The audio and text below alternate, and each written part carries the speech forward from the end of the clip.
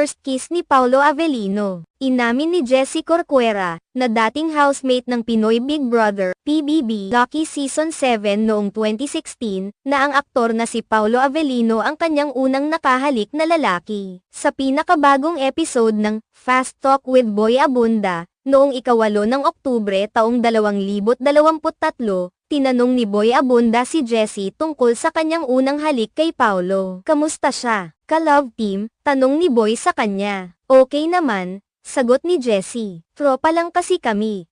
Kaya di nag-work siguro. First kiss ko siya sa lalaki. Ipinahayag ni Jessie na kahit na nagkaroon sila ng espesyal na sandali, tila hindi ito nagpatuloy sa mas malalim na relasyon. Sunod na nagtanong si Boy, na tila namangha, kumusta? Nagulat siya. Natatawang tugon ni Jessie. Baka hanggang ngayon, di pa niya makalimutan yun. Ipinakita nito na nagkaroon sila